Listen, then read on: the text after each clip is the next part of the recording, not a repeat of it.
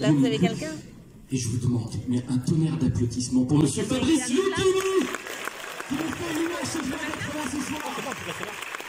On l'applaudit, s'il vous plaît.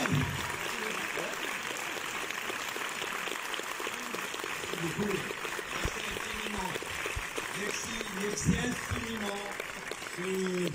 Ils nous disent toujours la même chose. On est très heureux, c'est la première fois qu'on montre le film, on s'en fout un peu. Ce qu'il faut, c'est se dire que, voilà, j'ai un rapport, comment dire, un peu particulier à cette œuvre, car c'est la première fois, de manière aussi radicale, que j'ai changé d'emploi. C'est-à-dire qu'on me prend souvent, soit pour être ironique, soit pour être, comment dire, je sais pas comment, brillant, pas brillant, je sais pas. Et là, il m'a offert un rôle qu'on peut nommer humainement très intense. C'est un petit chef-d'œuvre que vous allez voir. C'est un sujet passionnant, c'est que c'est pas si simple une GPA. Et c'est pas un film de prise de tête, c'est pas un film théorique.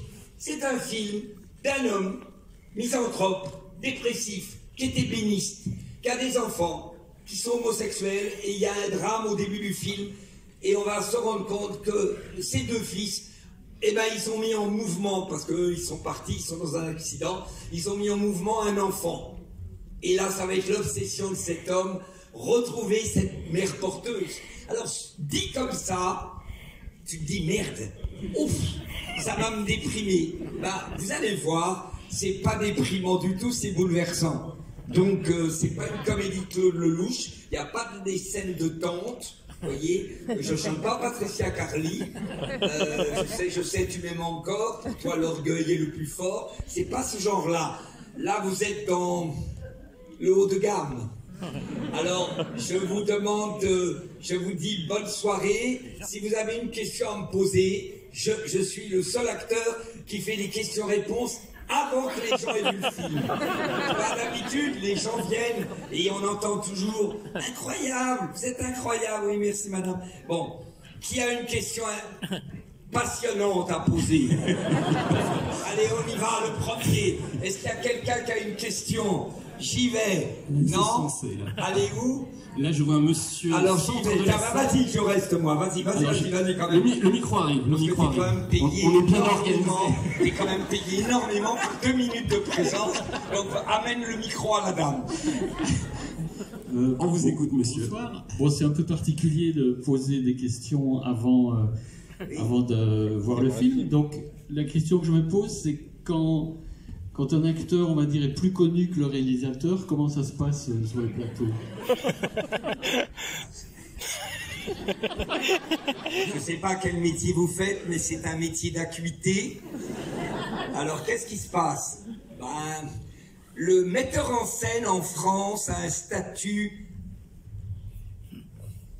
incontestable. C'est-à-dire qu'il ne soit pas connu, mais il y a une spécificité française. Et en Amérique, c'est le contraire. En Amérique, un début de tournage avec un acteur qui n'est pas content du metteur en scène, il vire le metteur en scène le soir même. En France, non. Donc, moi, je me suis entendu au début, pas facilement au début, et très bien après, et maintenant, j'ai une passion pour ce metteur en scène. Comment ça se passe? On n'arrive pas sur un tournage avec un ego, je suis plus connu que toi. On est des artisans, il y a un artisan qui est le metteur en scène, c'est le patron. Moi, j'ai un grand respect du patron. Gérard Lanvin, il disait toujours une chose pas bête, il disait c'est le patron et on obéit. Ça, c'est un mot que les gens n'entendent plus. Mais quand on est acteur, on est soumis à un patron. Ce patron, c'est le patron, c'est le metteur en scène. Et ce metteur en scène m'a emmené à une couleur qu'on n'a jamais révélée, qu'on n'a jamais exploitée. Voilà. Donc c'est un peu bouleversant pour moi. Et en 2 mots, je suis content de ma réponse. Je vous le dis. Vous savez pourquoi? Parce que je ne pensais pas que j'allais répondre de manière aussi judicieuse. Parce que c'est vrai, quand tu es face à un mec qui n'est pas connu, t'es pas supérieur à lui parce que tu es connu. Tu es obéissant parce que c'est le patron. Je sais que Mélenchon est contre cette position. Mais moi, je suis très républicain. Je suis laïque. Donc j'aime le patron quand le patron est à la hauteur. Et vous allez voir que le film que vous allez voir ce soir, vous êtes les premiers en Europe.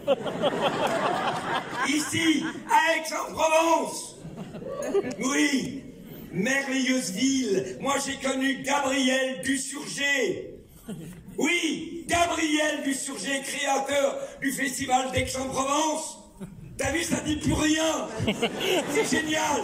Il avait une maison sublime. Gabriel Dusurgé, créateur avant Jean Villard du festival d'Aix-en-Provence.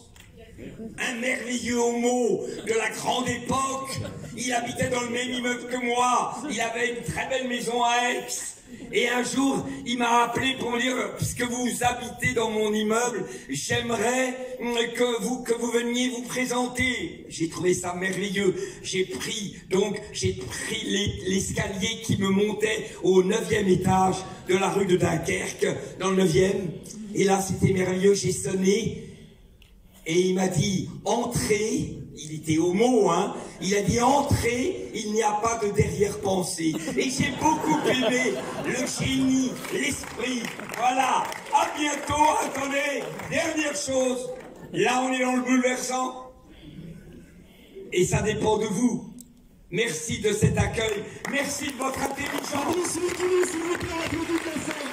Le film qui sortira le 20 septembre. Ah oui, il fait son boulot.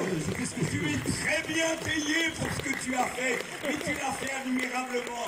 Tu as un physique très à la mode, la barbe, on t'aime et t'as été remarquable. À bientôt. On vous aime, Fabrice. On applaudit bien fort. Merci à vous. Très bonne soirée.